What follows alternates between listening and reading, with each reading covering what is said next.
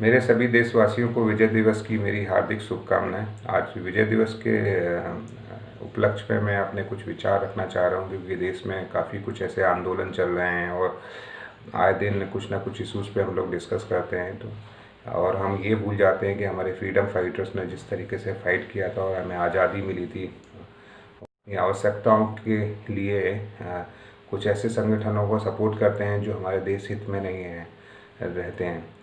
इस विजय दिवस के उपलक्ष्य में मेरा सभी देशवासियों को मेरा यही अनुरोध होगा कि जो भी मुद्दे हैं उन पर आप चाहें अपनी आवाज़ रखें, बट सरकार का सपोर्ट करें, वो आपके फेवर में ही है। और जो भी कोई चीज़ इम्प्लीमेंट होती है, चाहे वो किसान बिल हो या एजुकेशन बिल हो, चाहे वो आपके हित में ही होती है। कभी कभी मैंने देखा है कि लोग बिना किसी डिटेल स्टडी के, इनफैक्ट जो अमेंडमेंट हुए हैं, जो एक्ट नए आए हैं, उनको डिटेल में गए बिना ही उस पर अपना समर्थन और असमर्थन व्यक्त कर देते हैं। तो आप लोगों से सभी से मेरा ये अनुरोध होगा कि आप उसकी डिटेल स्टडी करें। Until unless you are not clear the actual fact, you are not reach on the conclusion and support this kind of movement. अगर विजय दिवस के बारे में बोलेंगे तो एक ऐसा युद्ध लड़ा गया था कि जिसमें एक बंगाली समुदाय जिस तरीके से त्रस्त था, देश की आज़ादी के बाद जिस तरीके से पाकिस्तान को दो भागों में डिवाइड किया गया था, एंड पूर्वी पाकिस्तान एंड पश्चिमी पाकिस्तान के बीच में जो जो हर तरीके से जो बांग्लादेशी और बांग्ला समुदाय के लोग हैं, जिस तरीके से उनका तुष्टीकरण किया गया था, उनको किसी भी चीज़ की फ्रीडम नहीं थी, उनको एक निम्न कैटेगरी का देखा जाता था। इस in fact there are lots of cases जहाँ पर उन्हें एक रंगभेद की दृष्टि से देखा गया। नतीजा ये हुआ कि एक मुक्त वाहिनी सेना का गठन हुआ, जिसने वहाँ की आज़ादी के लिए डिमांड किया। And I appreciate Shrimati Indira Gandhi, जो उस टाइम की देश की प्रधानमंत्री थी, और उन्होंने उसका सपोर्ट किया और उस बड़ी मूवमेंट को, जो देश की आज़ादी के लड़ रहे थे और काफ़ी बड़े नरसंहार और हर तरीके की यातनाओं को झेल रहे थे, उनका समर्थन किया। और वो एक ऐसा युद्ध था जिसमें इंडिया ने 13 डेज़ में पाकिस्तान को डिफीट किया गया था।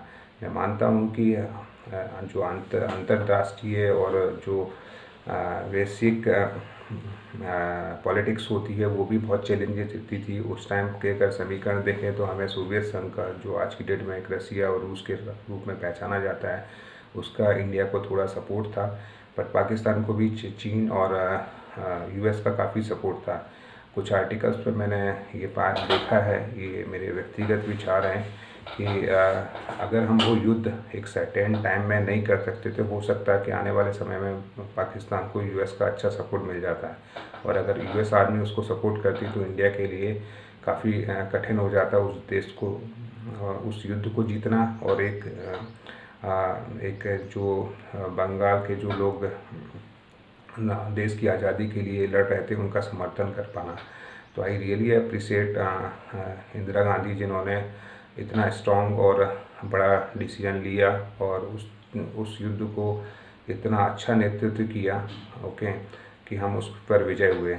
I also appreciate so many others freedom fighter, जिनको हम भुला चुके हैं, जिनको हम उतना याद नहीं करते हैं। चाहे उसमें सुभाष चंद्र बोस हों, जिन्होंने आज के डेट में अगर हम किसी एक देश से दूसरे देश जाते हैं, जहाँ पर हमारे पास फ्लाइट, एरोप्लेन्स और हर तरीके की सुविधाएं उपलब्ध हैं, बस सोचो कि जब हम गुलाम थे, जब देश में आज़ादी की लड़ाई लड़ रही थी, और अनेकों राष्ट्रों में और देशों में विजिट किया, वो जो किस तरीके से जाते थे, किस तरीके से वहाँ नेतृत्व करते थे, धन इकट्ठा करते थे, आर्मी बनाते थे, इस तरीके के एफर्ट उन्होंने किए, वो बहुत ही सराहनीय हैं। आज के युवाओं को देखना चाहिए, अगर देखना चाहिए कि किस तरीके से सुभाष चंद्र बोस, किस तरीके से सरदार वल्लभ भाई पटेल, जिन्होंने सारे जो हमारा हिंदुस्तान था वो बहुत समुदाय और अलग अलग राजशाहियों में बटा हुआ था, बट उसको जो जिस तरीके से उन्होंने संगठित किया, पूरे देश को एक अखंड भारत का जो एक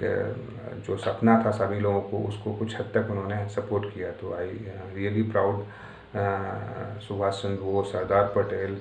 In fact, in the current environment, I also appreciate the effort given by Mr. Modi उन्होंने चाहे जितने भी मुद्दे हों, चाहे वो कश्मीर का मुद्दा हो, चाहे राम मंदिर मुद्दा हो, या और भी ट्रिपल तलाक के मुद्दे हों, काफ़ी मुद्दे हो, पर जिस तरीके से उन्होंने इन मुद्दों को रिजॉल्व किया है वो एक सराहनीय कदम है। मुद्दे के अलावा और भी काफ़ी मुद्दे हैं जिनमें मिस्टर मोदी का काफ़ी अच्छा इन्वॉल्वमेंट रहा है और उन्होंने काफ़ी सराहनीय काम किया गया है। आज इस विजय दिवस के उपलक्ष्य में मेरे सभी भाइयों बहनों को मेरा नमस्कार। और इस तरीके के दिवस में हमें एटलीस्ट अपने पास्ट को देखना चाहिए, अपनी हिस्ट्री को देखना चाहिए और उससे कुछ लेसन लर्न लेने चाहिए कि जिस तरीके से उन्होंने देश को आज़ादी के लिए और अपना बलिदान दिया है, शहीद हुए हैं, ठीक है, हमें उसकी मर्यादा रखनी चाहिए और कभी भी इस तरीके के संगठनों को सपोर्ट नहीं करना चाहिए जो हमारे देश के हित में नहीं है। अंत में सभी भाइयों को मेरा नमस्कार। जय हिंद, जय भारत, वंदे मातरम।